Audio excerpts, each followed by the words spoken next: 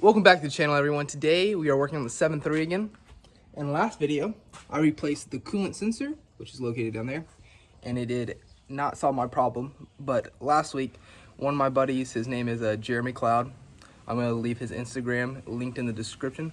But he works on a lot of these older trucks and cars, does a lot of car builds. And he showed me a trick where you can take off the boot of the sensor and plug it into the ground of the battery.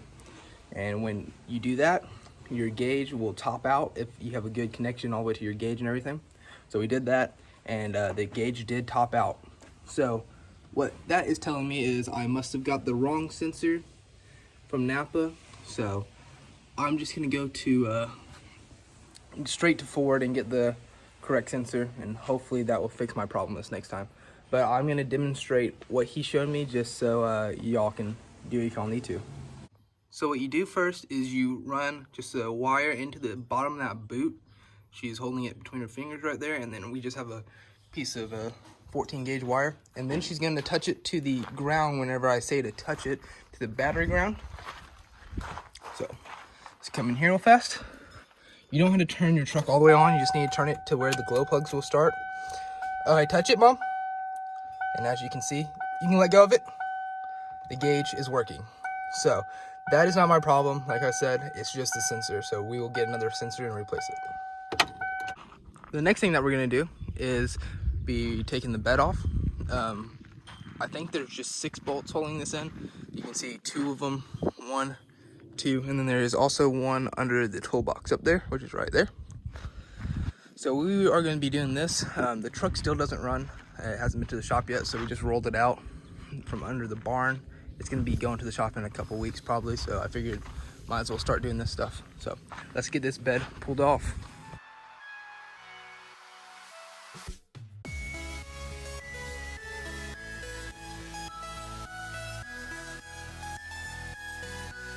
Hopefully you can hear me, but it started raining on us out there, but we got the bed taken off, but it's really dirty, a lot of dirt on the bottom of it. So what I'm gonna do now is just grab the hose, wash it all down real quick, and then we'll start on some other stuff.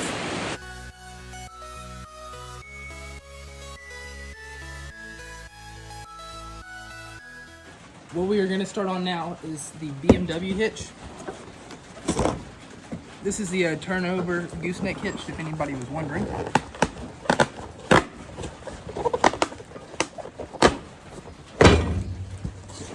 So this is the main beams that run across your frame rails right here.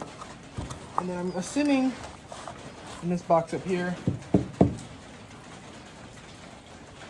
is the one that has the main mechanism. Okay, yes, this is the main pin. This is where the ball goes. So it's a brand new shiny ball. So this is not a paid thing by BMW, but we use these on all our trucks, and they're just really high quality gooseneck balls. So let's get the instructions. I'm not big on using instructions, I'll admit, but I am going to be using it for this because it has a lot of different bolts, and this is very important to put it in right. So let's get started. Since I have the bed off the truck, I'm going to build everything off of it and then just lay it on top, just for time's sake. But this is the front one. It has, I don't know if you can see it in camera, but right here, screwed it down some. This cut is shallower than this one. This one's a bigger, deeper cut on this end, and this is a shallower one. So the deeper one goes on the rear of the truck. This one goes towards the front, and then this pin mechanism right here has to face towards the driver's side when I put it on. So we have everything facing the right way right now, but the next thing we're gonna do is put these bolts in it. 6 bolts on the frame part is installed. The next thing to put is the arm that is going to be bolted to the frame. As you can see, I already have this one laying here. They're I don't know if they're labeled left and right, but the one that's going to be on the driver's side tells you how to use the pin and how to pull it. But how to do this one, you have more bolts. Put a washer on one side, throw it through there, put a washer on the other side, a lock washer after, and then a nut. And then you do that on both sides of the bracket, and then do it to the passenger side also. So the B&W hitch is laying upside down right now, but all the bolts are in. I'm not going to tighten them down too tight right now because after I get them on the frame and everything, I have to set the bed back on and cut the hole. I'm actually doing this different than you're supposed to. You can do this kit without taking your bed off at all, but since I'm going to be getting into the fuel tanks here in a little bit, it's just easier for me to build it this way. But like I said, the next thing we're going to be doing is installing this. I just need to flip it upside down, lay it on the frame, and we'll be good to go. My dad and I placed the hitch on here, but it is not sitting down correctly because the exhaust pipe is hitting the bottom of it, as you can see right there. And the instructions tell you that. I just wanted to see if it was because of having the bed on it, you couldn't do it that way or what. But what I'm gonna have to do is undo this bolt and this bolt and put some washers in here to drop this muffler and exhaust pipe a little bit lower. Same with that one probably. We're gonna try the top one first, and if that does the trick, I'll let y'all know, but if not, we're gonna just do both of them. So I removed the two bolts up there. The one back here I cannot remove. It's what would you call it, bradded through, or it's solid, there's no bolts on it. So I can't really do anything about that. So all I'm gonna do is put a big piece of metal or something under there and space it down. The next thing I'm gonna do though is put the big bolts and nuts through here. These are the ones that go right through that hole and right into the hole of the existing frame. And then after that, we will be putting the brass bolts in the back here. So if we're tightening down the big bolts, you have to have an 1.5 inch socket and a crescent wrench. But when you do the driver's side, the fuel lines are right here in the way. So you have to pop off the tab on the back side of both of them, the one down there also. And then make sure you don't pinch or bend those fuel lines because they are a solid copper or brass. So we're gonna get this one tightened down and it'll be ready to go. So I have finished the BMW hitch install. The latch right here, it's a self-latching one. And then the pin, you just bolt it back there. And then of course I have the gooseneck ball there. You can pull it out, flip it upside down, or take it out like I'm gonna be doing, is just taking it out. Tomorrow we are gonna come back because it's starting to get late. But tomorrow we're going to be coming back and pulling out the sending units. I think that's what they're called. At least the back tank. And then we're probably going to be pulling the front one out too. And then trying to pressurize this tank because you can't tell because I sprayed off the truck. But there was a big diesel spot down here.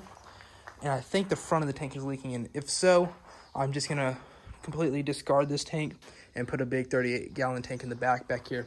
And not have to worry about the switch inside going and the switch inside the truck going out or anything like that. So I'll catch you all in the morning.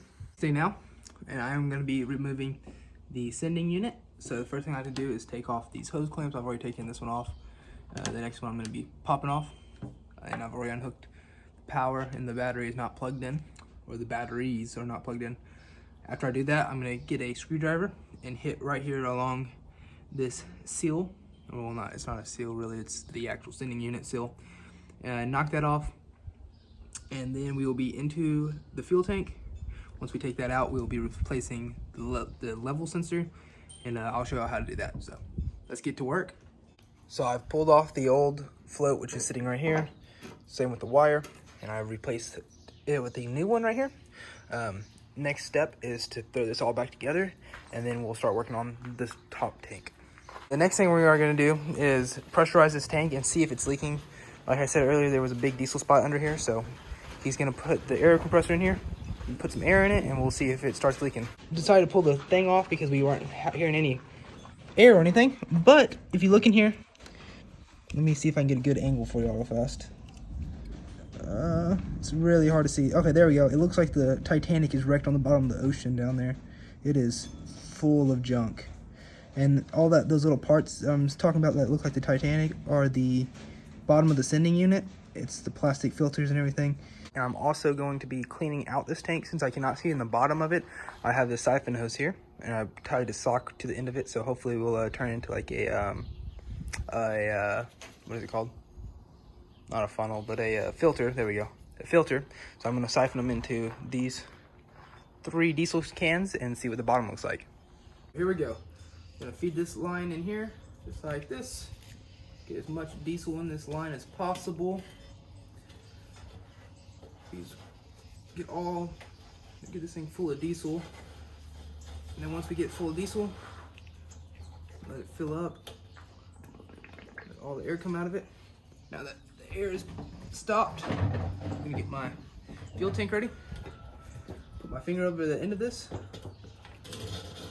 pull it out, and hopefully it flows. We're about to see. Here we go. All right, so while this is flowing in there, I'm gonna stop the video and I'll get back to y'all after. So I have drained the inside of the tank, and I'm gonna show y'all inside here. So the back is all clean, fairly clean. Right here is starting to get dirty, but over here in this corner is part of one of the filters. And then I haven't looked on this side yet. This side over here, that's where the diesel comes in, and I think that corner has one in it too. So I'm gonna pull those out, get some more of that diesel out. As you can tell, it's pretty nasty looking. After I get that out, we're gonna be throwing the 2 cans of diesel in there, and we'll be good to go. Now that the tank is spotless, I am going to replace the fuel filter so we don't have to worry about any kind of fuel being dirty or anything like that. I broke the old filter loose. Gotta undo it real quick. After I need to drain it real fast. Let me drain it. That's what that yellow. Why is it just draining on the floor? That's not supposed to happen, I don't think. Well, let's undo that real fast. Now that I have it undone, I'm going to pull the old one out. This one actually looks really clean. The bottom has a little bit of sediment in it, but not bad.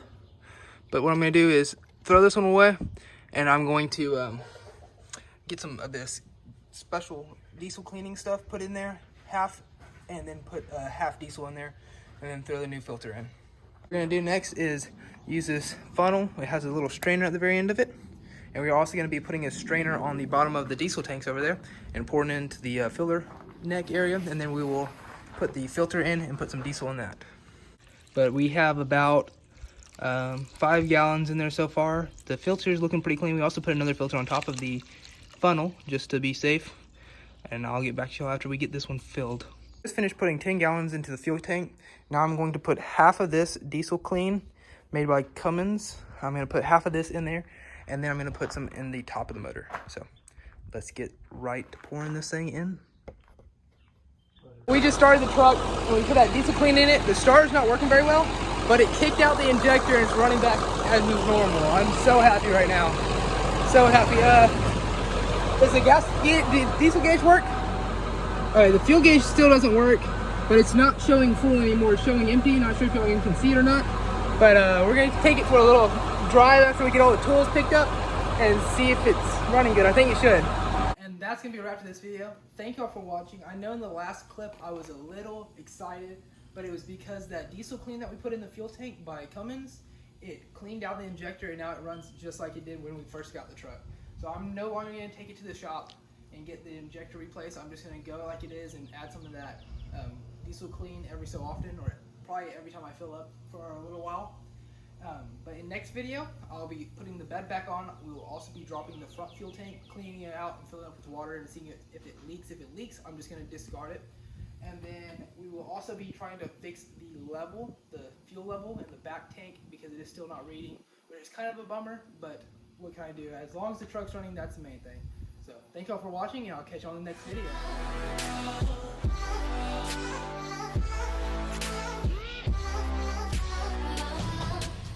Oh, sure.